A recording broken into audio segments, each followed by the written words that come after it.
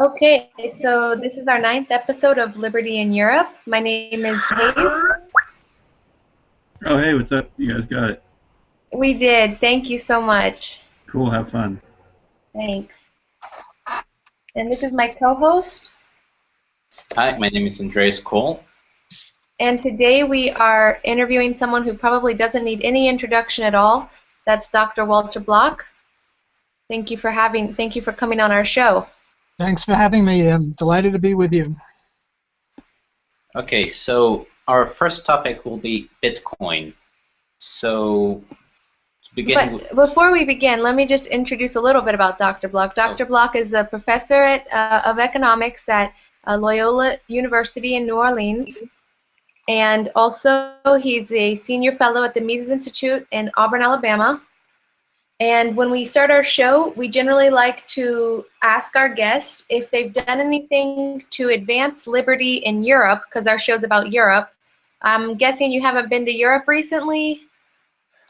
No, I've been all through Europe. I've been maybe most of the countries, but not recently. I've been in, I don't know, France and Spain and Sweden and Norway and Germany, Italy. I forget. I've been in many, many European countries, but not in the last couple of years. But I try to promote liberty in Europe and everywhere else on Earth because it's the same thing in Europe or anywhere else. Private property, free enterprise, libertarianism. So I think the message that we all three espouse is freedom, and that applies everywhere equally. Definitely. It would be really cool if you made a tour to Europe. I'm sure that like a lot of places would be really happy to have you. Well, a lot of institutions here. One day I'll do it again. I sort of did make this tour several times in Europe, and I'm looking forward to the next time. The only problem I have with Europe is the time zones. It's hard for me to adjust when I go east and west. It's much easier to go north and south. But if you people can fix that up, I'll come right away. Okay. Well, the other thing we're all about, the Mills and I, is Bitcoin. We are known as the Bitcoin couple. So can you start by telling us a few things you like and maybe a few things you don't like about Bitcoin and cryptocurrency in general? Well, the only thing I don't like about it is that the government keeps hassling it. Other than that, I don't really have any problem with it. I think it's magnificent. I think it's a creative idea because government currencies are nothing to write home about. Government currencies are always inflating, and the value of them is decreasing. And so I'm a fan of Bitcoin.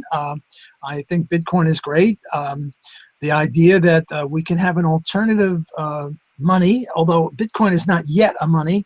The way we usually define money is generally accepted medium of exchange. Like you go into any supermarket and you give them Bitcoins and they'll say, fine, here's your change in Bitcoins. We're not there yet. I don't know if we'll ever get there. But it's sort of a quasi-demi, semi-money in the sense that some people will exchange in Bitcoins, the Bitcoin community. And the best thing about it is that it's a free enterprise activity. There's no coercion. There's nobody with a gun saying you must accept Bitcoins or anything like that. So I'm a big fan of Bitcoin, and I wish it well. And I think that it would be way better to have Bitcoins than to have present fiat currencies. Although I have to confess, I'm also a fan of the gold standard. Why gold? Because whenever people were free to choose, they chose gold. Sometimes silver, sometimes copper, but mainly gold. Milton Friedman had this series called Free to Choose, which is all well and good because free to choose is almost a synonym for libertarianism. And yet he was a bitter opponent of the gold standard. And I assume he would be an opponent of Bitcoin because he loves fiat currency, which is hard to reconcile with free to choose or economic freedom. So the only reason I favor gold is because when people were free to choose once upon a time, they did choose gold, and gold was money. Whereas Bitcoin has been chosen by some fewer people, and it never really has been money. So if I had my druthers or my choice, I would pick gold just for that reason. But Bitcoin is gets the silver prize or the second prize, second place prize in my lexicon, and everything else is third place is way in the back. Now, about that assertion that Bitcoin isn't money yet, I wanted to know if you could clarify this a bit for us, because as I take it, moneyness is a subjective quality. So it can be really contextual. For example, the Jamaican dollar isn't really money anywhere else in Jamaica. Would you consider that Bitcoin is maybe already money in some contexts, like on the deep web, for example? Yeah, I think that's a very good analogy. Jamaican money isn't money in France, and French money isn't money in Jamaica, and most national currencies aren't money anywhere else. There might be some differences because you can trade Jamaican for French money. There are banks or specialized money changers that do that. I don't know that they do that with Bitcoin. The other problem with Bitcoin is none of its doing. It's that governments have been against Bitcoin in a way that the French government hasn't been against the Jamaican dollar, and the Jamaican government hasn't been against the French dollar. Namely, they each accept their other dollars and they'll trade, whereas some Bitcoin people are being hassled by the law, which isn't the fault of Bitcoin, of course, but so I think you're making a good point. There is a decent analogy there that Bitcoin is a money among the people who will buy and sell and accept it. But money really means generalized acceptance for most transactions. And as you say, if you go to Jamaica, the franc isn't going to, or the euro isn't going to do you much good, and vice versa. But Bitcoin is maybe a little different. It doesn't have the imprimatur of a government. Now, again, I'm making a positive statement, not a normative statement. God forbid a normative statement. Normatively, Bitcoin is better than any other national currency because it's not a fiat currency. It's not got a gun behind it.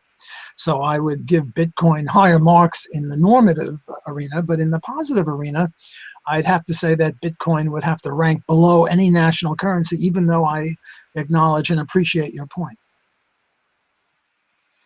Also, so would you say that you think a lot of Bitcoin's value comes from its ability not to be confiscated? Like, for example, if the government allowed free banking tomorrow, do you think that Bitcoin would still have value, today? Yeah, I think Bitcoin, well, we have to distinguish what free banking is. I mean, there are various things that you could mean by free banking. One is the Larry White and Selgin idea of fractional reserves, which I don't support. I'm a Rothbardian on this. I believe in 100% backed currency by gold, ideally. But if you define free banking as free market money or free banking, well, then Bitcoin would be free to compete with everything else on an even basis, and let the best man win or the best system win. I think gold would win, but I'm not sure. And it's not a praxeological matter. It's a matter of pragmatism or. And I'm not sure. It's a horse race. It's an empirical issue as to whether, if Bitcoin and gold were at the same starting line and the gun went off to start the race, and people were free to choose, I think they would choose gold. But if they chose Bitcoin or platinum or God knows what, I'm happy because I'm not a gold fetishist. I'm not like Scrooge McDuck, throwing gold coins down on myself or taking a swim in the money bin or anything like that. My key is whatever the market picks. And if the market picks Bitcoin, fine. And if it picks platinum, fine. Copper, fine. Toilet paper, fine. I mean, I don't think it'll pick it, but whatever the market picks, because my thing, my shtick, my principles is what people should be free to choose the intermediation of trade, which is money. Yeah. Well, my uncle is Larry Seacrest. I'm not sure if you're familiar with Larry Seacrest. Oh, yes. He's a bad guy. I mean, he's a bad guy on this one. unfortunately, he recently departed, and he was a friend of mine, and I'm a big fan of his. He's a great guy, but people disagree, and he was a free banker along with Selgin and White, and I disagreed with Larry on that. I'm delighted to meet his niece. He was a magnificent contributor to libertarianism, but we don't all have to agree on 100% of everything to be friends and to recognize that we're all on the same team. And Larry Seacrest and I are certainly on the same team. We, as I say, do disagree on one issue though. Yeah, I still have a lot more research to do about that before I make up my own mind, but I definitely feel more inclined towards the Rothbardian position. And like when I read Human Action, I liked how Mises said, allow fiat to occur just because it won't last for a very long time. Like allow it to, allow different banks to kind of inflate, devaluate their currencies if they want, but those banks will lose in the market. So, well, a more powerful, you see that there are two real issues. One between, say, Seacrest, Selgin, and White on the one hand, and Rothbard and his followers, including me. One issue is, suppose we put them both, again, at the starting line of the mile race, and we hit the starting gun, and they both went off. Who would win? And that's one issue. The other issue, the libertarian issue, is would these other guys be even allowed to get on the starting block? Namely, is fractional reserve banking per se fraud? And I would say yes. So I take a more strong, radical Rothbardian position on that. Namely, that there's something intrinsically wrong with that sort of a thing. Even if both parties agree, like the bank agrees with the depositor and the borrower, I still think that there's something intrinsically wrong with the fractional reserve banking, and it's not a matter of whether it would outcompete or not. It shouldn't be allowed to compete because it's Ponzi-ish, it's a fraud, it's an ethical problem. So even if two people made a contract, the banker and the depositor, and it was based on fractional reserve, you would outlaw that contract? Yes, outlaw it. Right, which is a much more radical position than just saying that it wouldn't win in the competitive struggle. So I guess the next question is, why? Why am I outlawing contracts between consenting adults? Which sounds a little bit off of the usual libertarian view that anything between consenting adults is legitimate. Okay, so the question is why? And the answer coming from the Rothbardian element or coming from me, I might as well take ownership of this. Or look, suppose I said, I'm going to sell you a square circle. Give me $10. And you agreed. And you give me the $10 and I'm not sure what I'd give you, but a square circle is by nature or by definition or by Jiminy Cricket, there ain't no such thing as a square circle. So is this a valid contract? Well, no, I don't think it's a valid contract. There's no such thing as a square circle, and it's not like a unicorn or a pink elephant. I mean, a unicorn or a pink elephant is not a contradiction in terms. It just contradicts reality. There could be a pink elephant, there could be a unicorn, but there can't be a square circle. But I guess that's a definitional thing. I suppose the contract could say, hereby square means shiny.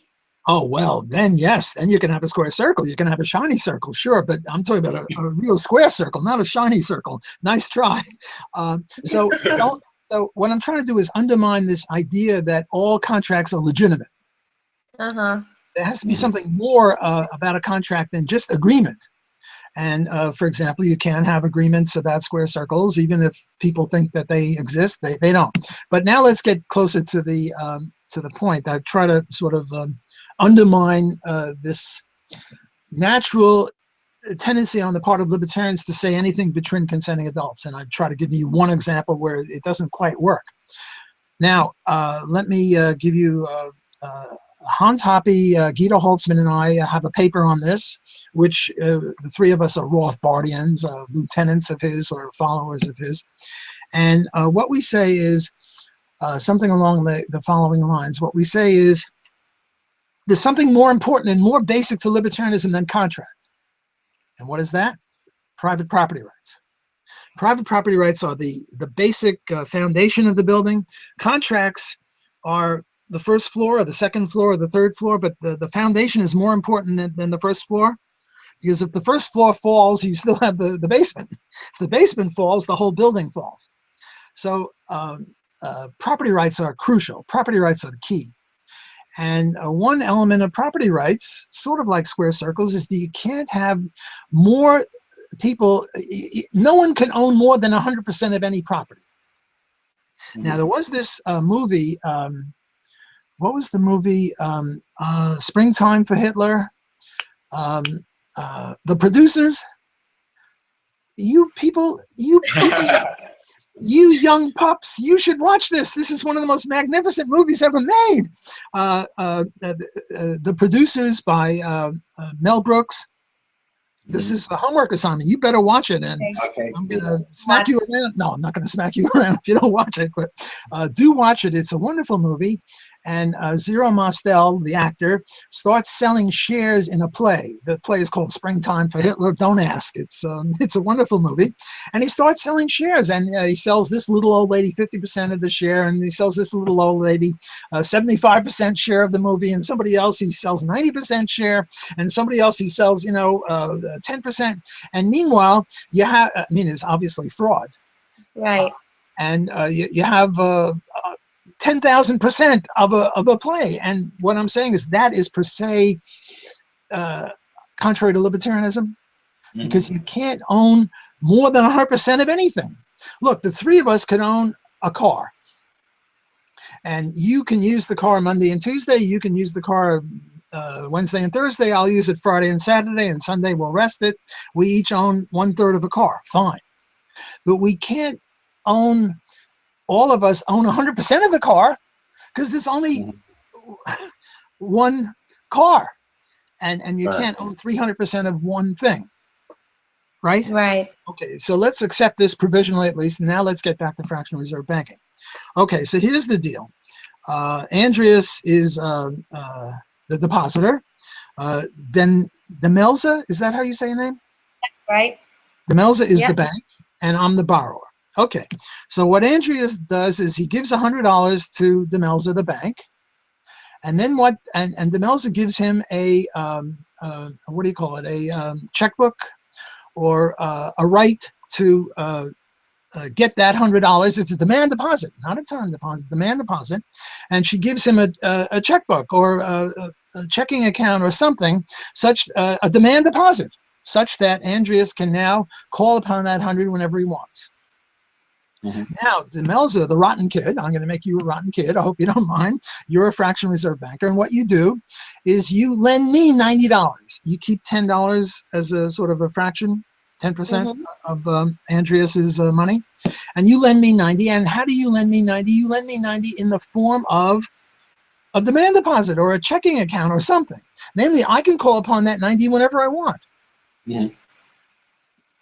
So really what's happening now is Andreas and I both own 100% rights to that $90. We've now committed the crime, I'll call it a crime, of more than ownership of more than 100% of something. And I would say that what you just did, you rotten kid, you fractional reserve banker, bad girl, you're a criminal. You shouldn't have done that. Now, as a practical matter, what you're hoping is that Andreas nor I come in at the same time and demand the money.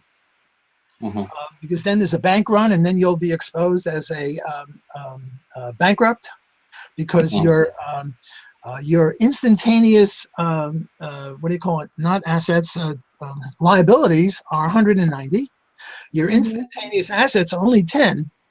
And you're just hoping that there are thousands of people, so that if both of us come in for our money, some other people will give money and you won't be found out. And now Selgin, White, and Seacrest make the claim, the empirical claim, that it could work. And, I think there is something to be said for that, although as an empirical matter, I'm not a big fan of that, because when it's worked, there were always laws against bank runs. the other banks who are competing with you, 100% banks, are going to say, hey, you know, you're a fraud and we're going to try to get you, and we're going to foment a bank run. And then the law would get them because they're violating, what is it, a libel and slander. They're slandering you, or some law that says that we can't foment a bank run. So this is the reason why I disagree with your uncle, who I revere in many other ways, and also Selgin and White. I think they're all friends of mine, and they've all made great contributions to liberty. But on this issue, I have to depart from them. I can see how that would clearly be fraud, but what if fractional bankers steered away from demand deposits and acted more like brokers? Then I guess there wouldn't be a problem there. Oh, like time deposits. Oh, that's no problem. If it's time deposits, then there's no instantaneous ownership of more than 100% of anything. Right. In other words, you give Demelza your money, and she says, well, I'll give it to you within a year. Mm-hmm.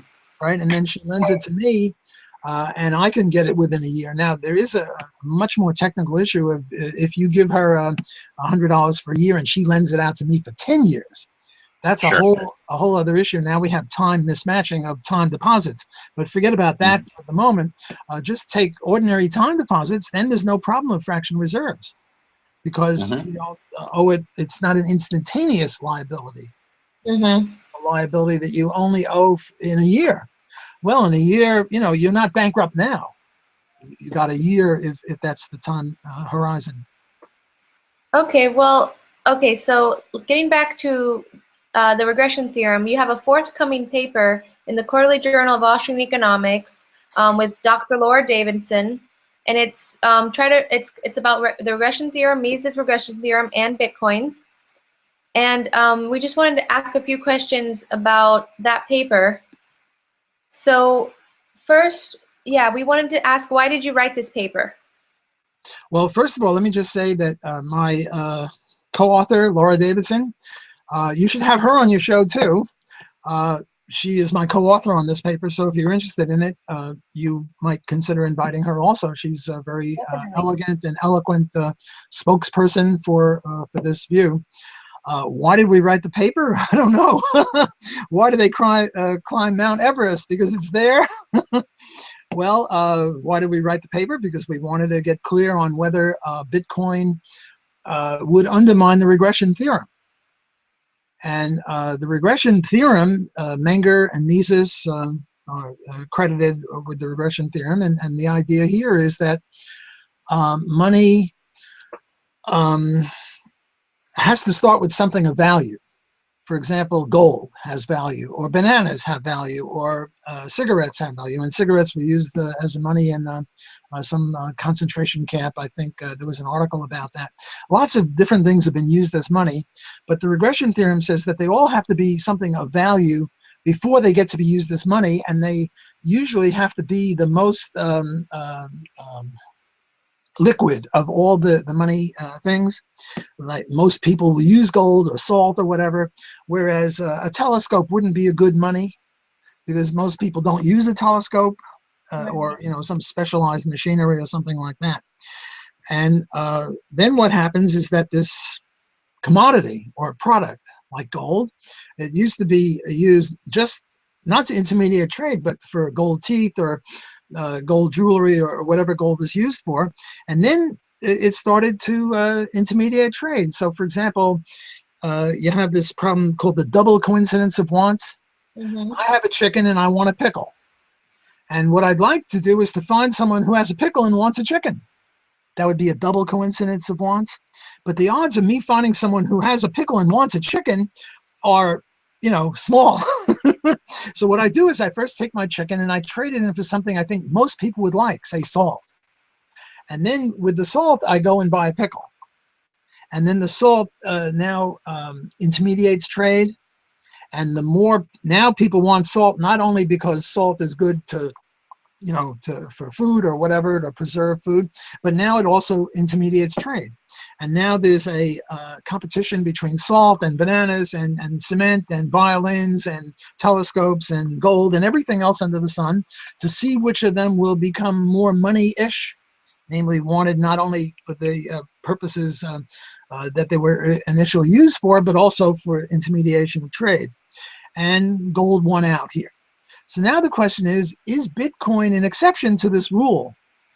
And the question is now it depends upon how you interpret the Mengerian theory, because the Mengerian Misesian theory was never really clear as to, did it have to be a commodity or did it have to be something of value? They didn't anticipate Bitcoin, so they didn't really specify that. And I would say that with a sympathetic reading of it, Bitcoin does not undermine the regression theorem, because Bitcoin was something of value. People valued it. It was sort of a nerdy kind of, and I mean nerdy as a compliment here, nerds get together and do these things, and they valued it. Mm-hmm. Even though it wasn't a money at the beginning, they still valued it, sort of like a game or an electronic game or something. Now, if you interpret the regression theorem as a commodity, well, then Bitcoin really wasn't a commodity. Now, Bitcoin hasn't yet undermined the regression theorem because it's not yet a money. It's not generally accepted meaning of exchange. But the question is, if it becomes a money, will it then undermine the Misesian Mengerian regression theorem? And yes, it will, if you interpret the regression theorem as a commodity. And no, it won't if you interpret it as just something of value, because Bitcoin was something of value, and therefore it doesn't undermine the regression theorem. So well, can I ask a question? Oh, I'm sorry. Okay. I just wanted to know, because I thought that even if Bitcoin does become a money, and if we use the strict reading of the regression theorem to mean commodity, I still thought that it doesn't challenge the regression theorem, because Bitcoin's prices all piggybacked on fiat prices, which piggybacked on gold. So I thought that asking if Bitcoin violates the regression theorem is akin to asking if fiat violates the regression theorem, because basically I thought that what the regression theorem was trying to explain was when you have a new currency that's not coming, where there's no price system. So you have like a barter situation, and then you have a new money, a new money emerging from the market, but it's coming from a barter system. So I thought that since Bitcoin's coming from a pre-existing system where there's already prices, that it wouldn't really be, the regression theorem wouldn't really apply. Well, the way I see it, maybe I'm wrong, maybe you can correct me on this, but I think even in a barter system, you're going to have prices. For example, the price of an apple is 2 bananas, and the price of banana is half an apple, or something like that. So you can have prices. It's just that the prices are not in terms of the money, they're in terms of each other goods. Apples and bananas are priced in terms of each other. But I think that if you interpret Bitcoin, rather, if you interpret the Mengerian Misesian regression theorem as all new money has to be a commodity, and when and if Bitcoin does become a money, it was never a commodity. I mean, a commodity, the way I'm defining a commodity, is something you can grab or taste, or something physical. Whereas a Bitcoin was never a commodity like a dog or a cat or a wristwatch or clothing. It was more, I don't know, ineffable, effervescent, electronic something or other. So I guess it depends upon what you mean by a commodity. But to me, this question isn't all that important, because, well, I mean, it is important in the sense, is the regression theorem correct or not? But it turns on how you define things. So we can have only verbal disputes. I don't think it's important in that sense.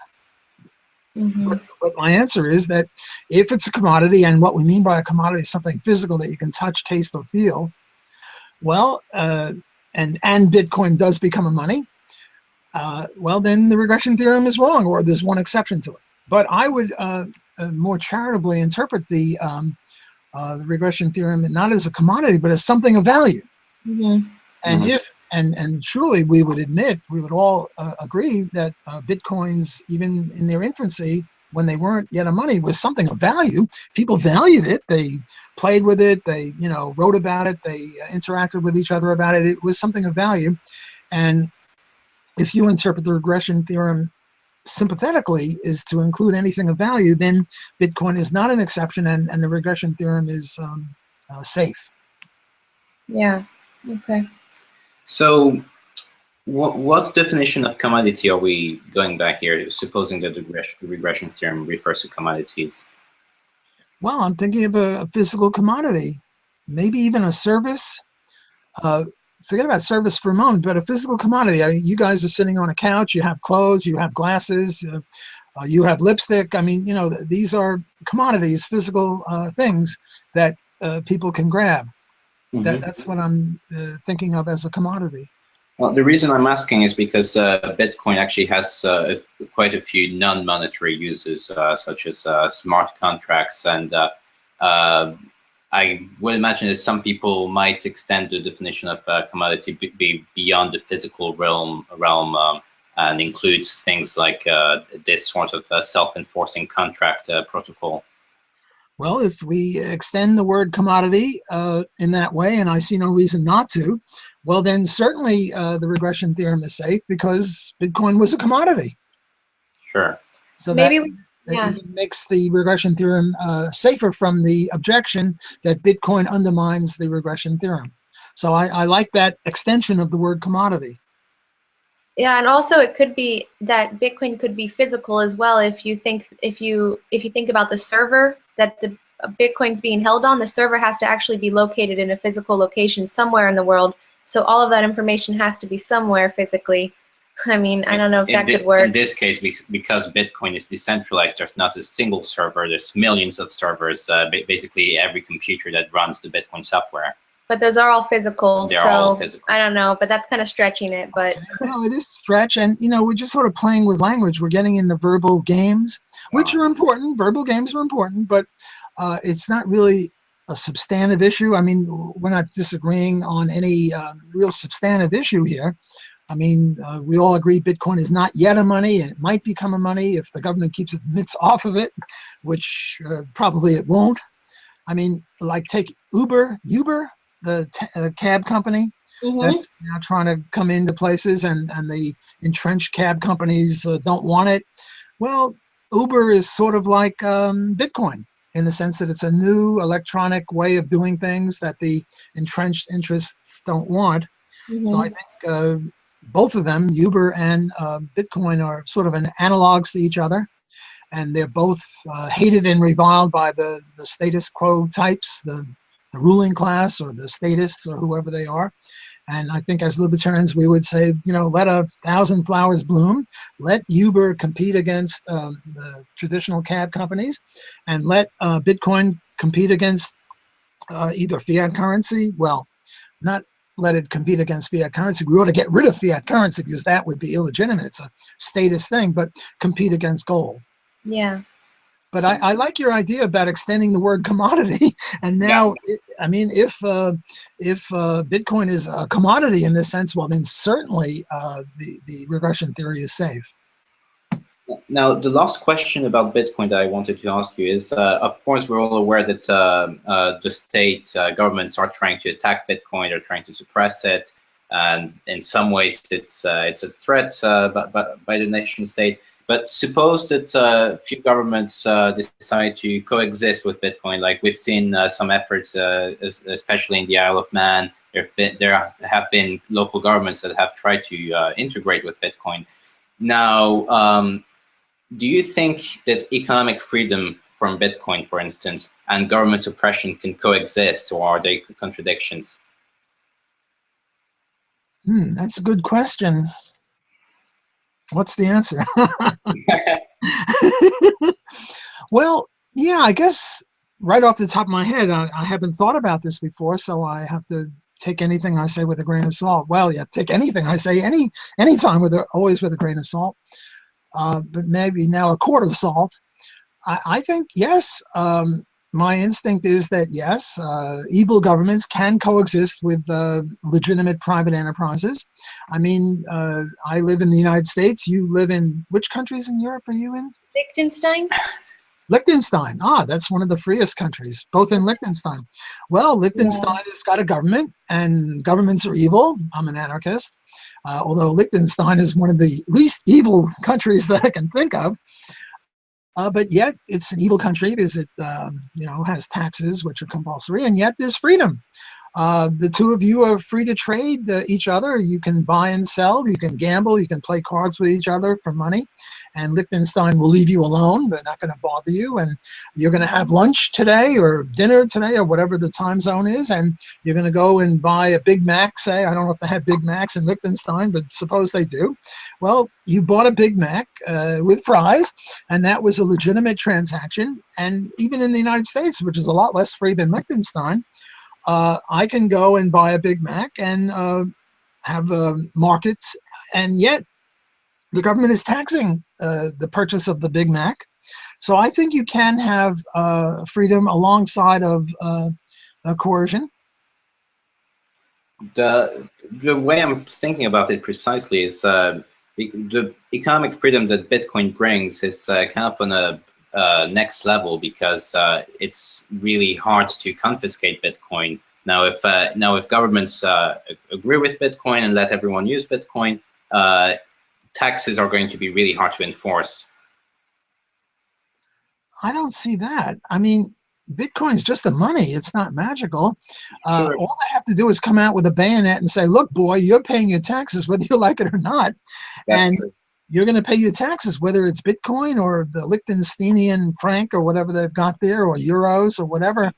Take it directly from your account. However, I mean, they're going to use compulsion.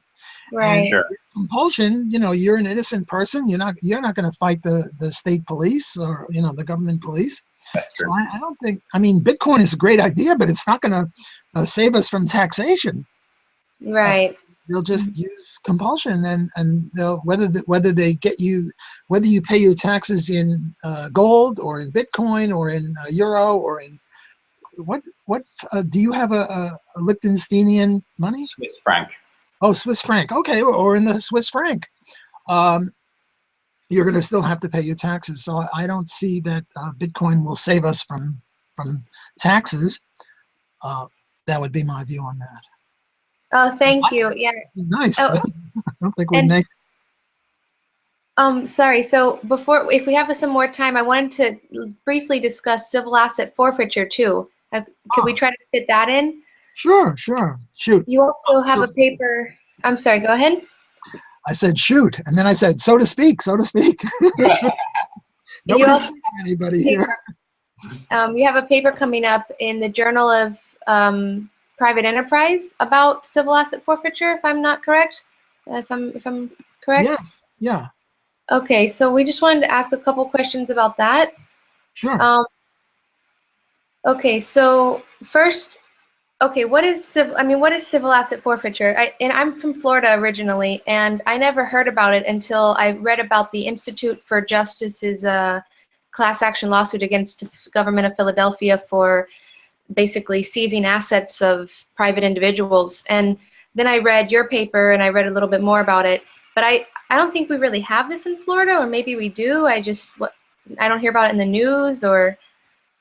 Well, I'm not really sure which state has what, and whether it's legal, whether it's a matter of law or a matter of practice. Different states have different views on this, but civil asset forfeiture is this idea that I'm a pizza maker. I make pizzas, and then I have $15,000 of receipts. I had a good day or a good week. And the police stops me for a traffic ticket, or let's say I was speeding, and they search my car and they see $15,000, and they take it. Yeah. They just take it. The fine for speeding is not $15,000; it's $100 or something like that. They just take the money on the grounds that this indicates that I'm a drug dealer. Mm-hmm. But there's no evidence that I'm dealt any drugs, and there's no evidence. There's no evidence of marijuana in my car or cocaine or anything like that. And I'm not even accused of the drug laws. It's just they take my money. And then I hire a lawyer like the Institute of Justice, which has done yeoman work. They're magnificent. And then the government says, well, we'll give you half your money back. half my money back? What? You're going to take $7,500 away from me? For what? What did I do wrong? Or they'll take the car. There was some case where a husband and a wife split up, and the husband had marijuana in the car, and it was the wife's car, the ex-wife's car, and they took her car because their husband had some marijuana in the car. I mean, this is just highway robbery.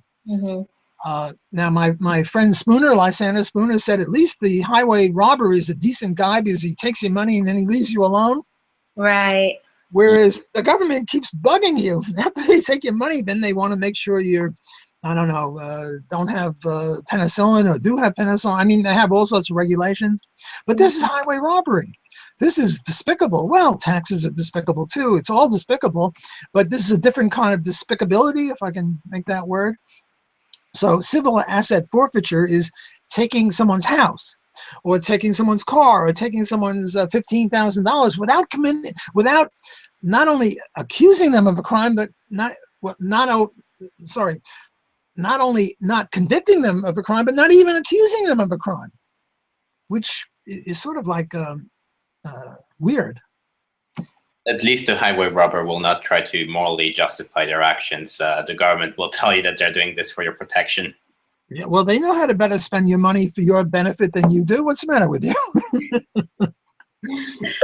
Well, okay, so yeah, in your paper, I liked how you pointed out that this creates a perverse incentive for police because they can increase their budget, they can increase their revenues if they go after people for these civil asset forfeiture cases. And you mentioned that you distinguish between vices and crimes in your paper, and you said that usually the civil asset forfeiture is for vices, like non-violent, no violation of property rights, but they go after these people that are usually related to drug offenses. Right, drugs or sex or something like that between consenting adults. By the way, this paper also has a co-author, Daniel Rothschild, and I would recommend that you have him on your show. He could further elaborate on this. I mean, I'm only half of the authorship of these two papers, one with Laura Davidson and now this one with Daniel Rothschild. So I would recommend, if you wanted to follow it up, you could invite either of them, and I'll give you their email addresses afterward if you want. Definitely. But I think that we do distinguish between vices and crimes. But, even if it was a crime, I mean, suppose that I had a gun and I stuck it in your face and I said, give me your money or I'll shoot you. And I did it from a car. And now the cops catch me. Should they take the car? Mm-hmm. I don't see why they should take the car. I mean, there should be, and now the next day, Demelza does the same thing to you, only she does it without a car, right? For me, they take a car. From you, they only give you the appropriate punishment for whatever a stick-up is. Mm-hmm. So what I'm trying to say is that there's an appropriate penalty for being a stick-up artist, and now before I made Demelza a bad fractional reserve banker, and now I'm making her a stick-up artist, but I'm also a stick-up artist, so we're both preying on poor Andreas. It seems that Demelza and I should be punished the same way. Mm-hmm. And they shouldn't take my car because she didn't even have a car. They're not taking her car, so why should they take my car? Mm-hmm. They should punish me, whatever the appropriate punishment is, which is a different issue. We should be treated equally because we did the same crime. We both put a gun in Andreas's face and said, give us your money or we'll shoot you. So this would be a civil asset forfeiture over and above. So not only vices, but even crimes shouldn't have civil asset forfeiture. Sure. They should just have the appropriate punishment, whatever that is, which is a whole other issue. Right. To me, this is glaringly obvious. The root of the problem is a justice system that's not based on compensation to the victims. That's really what's behind all of this. Well, I sort of think that a lot of justice is compensating the victim, but now we're off on an entirely different issue. What is justice for crime? How should we punish criminals? Which is a very distinct issue from civil asset forfeiture, which is what we're talking about.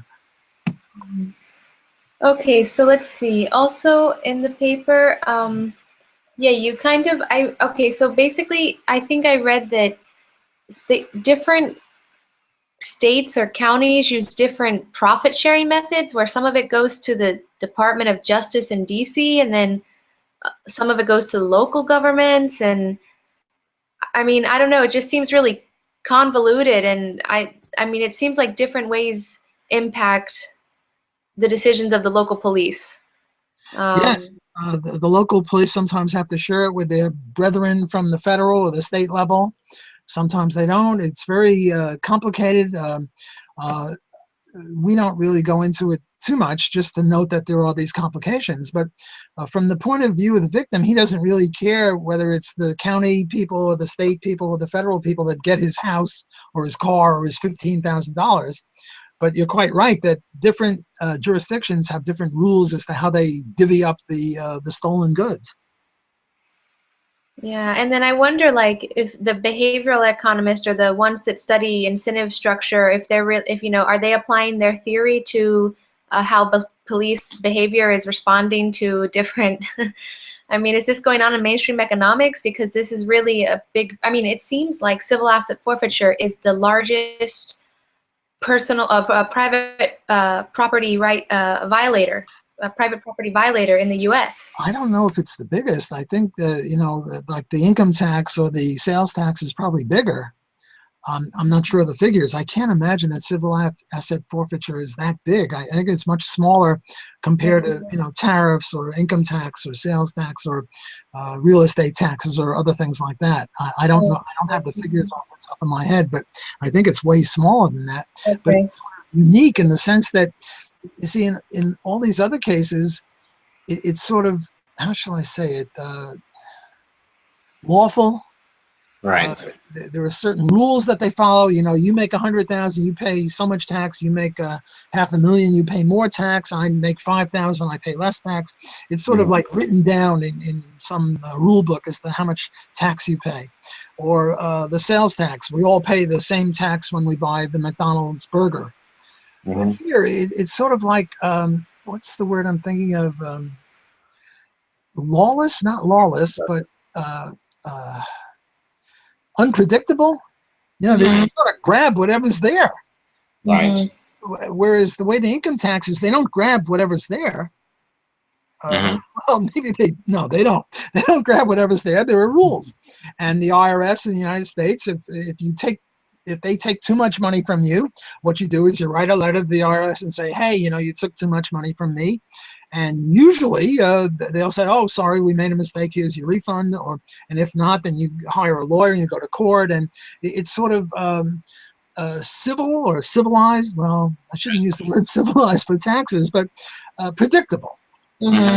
Whereas in this other case, they come into your house and you don't know if they're going to take your TV or they're going to take your whole house or they're going to take your dog or what. It's sort of unpredictable would be, I guess, a better way of putting it. It's just sort of weird.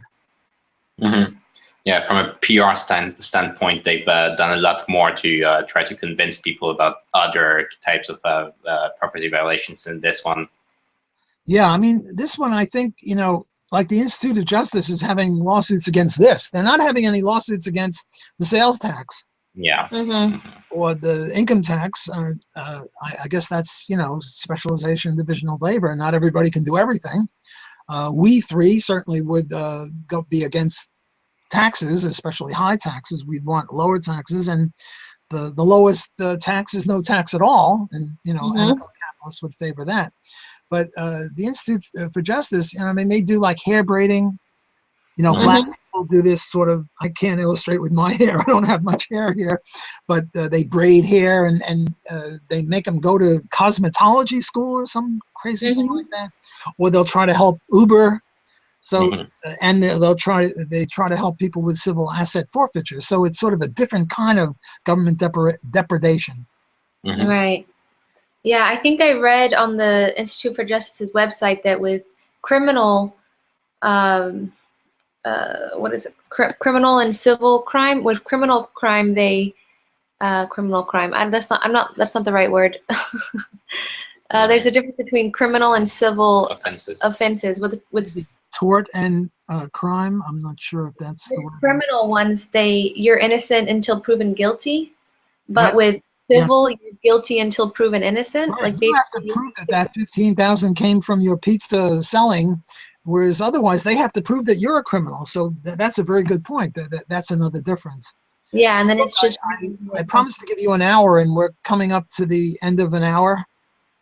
And I think you're almost finished with your questions. So let me thank you for having me on your program, and I look forward doing it again. I've been on Liberty Me, I don't know, a dozen or 2 dozen times, and it's always a pleasure. Always nice young people that ask very important questions. Thank you very much, Dr. Block. We hope to see you again. Take care. Give my regards to the Liechtensteinians. I will. Okay. Take care. Goodbye. And send me the URL for this, okay? Sure will. We will. Great. Take care. Idea that we can have an alternative money, although Bitcoin is not yet a money. The way we usually define money is generally accepted medium of exchange. Like you go into any supermarket and you give them Bitcoins, and they'll say, fine, here's your change in Bitcoins. We're not there yet. I don't know if we'll ever get there.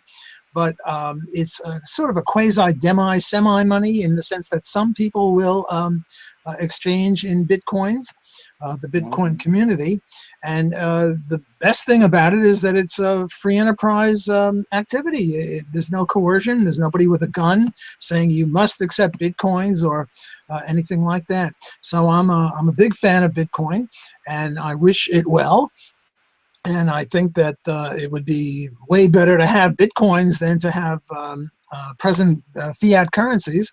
Although I have to confess, I'm also a fan of the gold standard. Why gold? Because whenever people were free to choose, they chose gold. Sometimes silver, sometimes copper, but mainly gold. Milton Friedman had this series called Free to Choose, which is all well and good because free to choose is almost a synonym for libertarianism. And yet he was a bitter opponent of the gold standard. And I assume he would be an opponent of Bitcoin because he loves fiat currency, which is hard to reconcile with free to choose or economic freedom. So the only reason I favor gold is because when people were free to choose once upon a time, they did choose gold.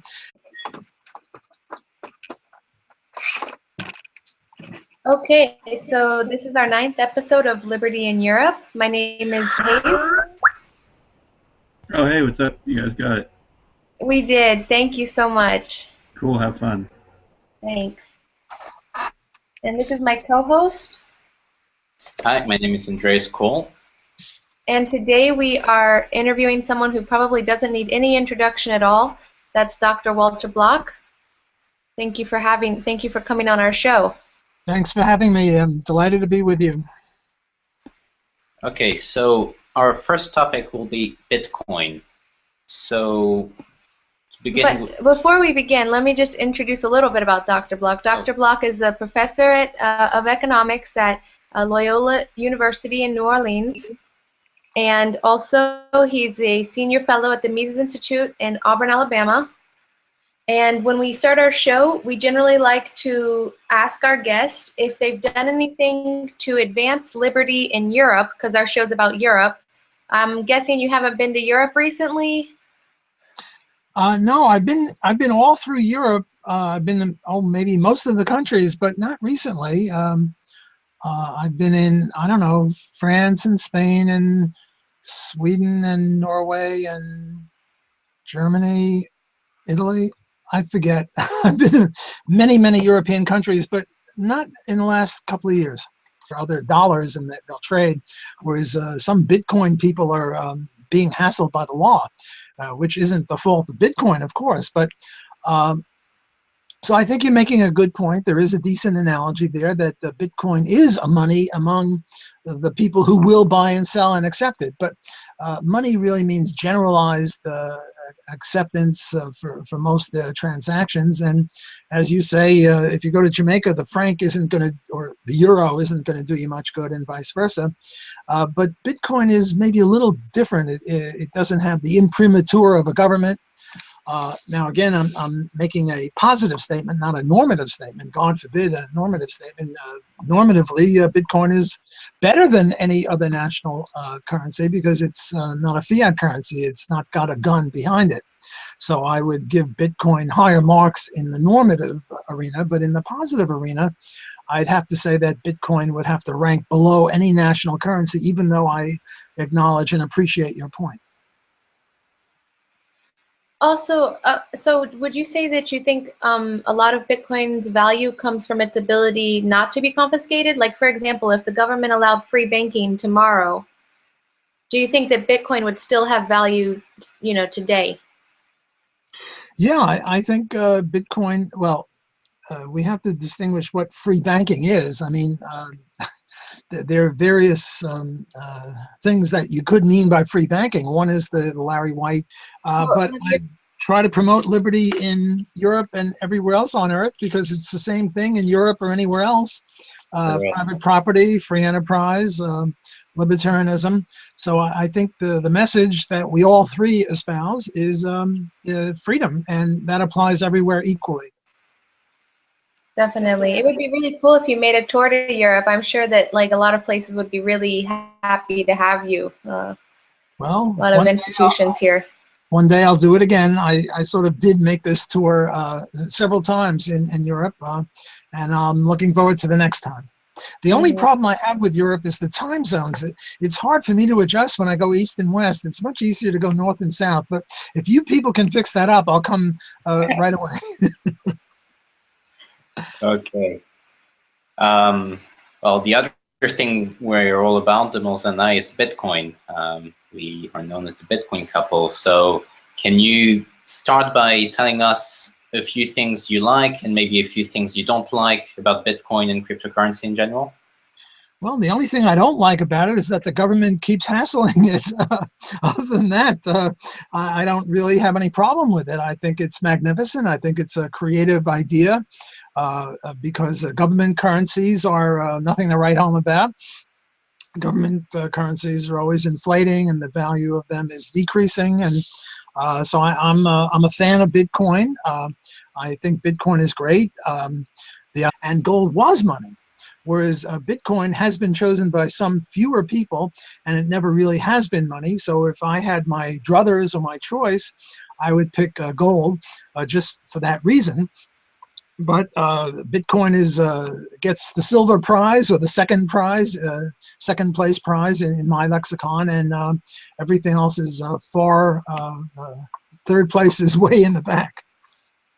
Now, about that assertion that Bitcoin isn't money yet, I wanted to know if you could clarify this a bit for us, because as I take it, moneyness is a subjective quality, so it can be really contextual. For example, the Jamaican dollar isn't really money anywhere else in Jamaica. Would you consider that Bitcoin is maybe already money in some contexts, like on the deep web, for example? Yeah, I think that's a very good analogy. Jamaican money isn't money in France, and French money isn't money in Jamaica, and most national currencies aren't money anywhere else. There might be some differences because you can trade Jamaican for French money. There are banks or specialized money changers that do that. I don't know that they do that with Bitcoin. The other problem with Bitcoin is none of its doing. It's that governments have been against Bitcoin in a way that the French government hasn't been against the Jamaican dollar, and the Jamaican government hasn't been against the French dollar. Namely, they each accept their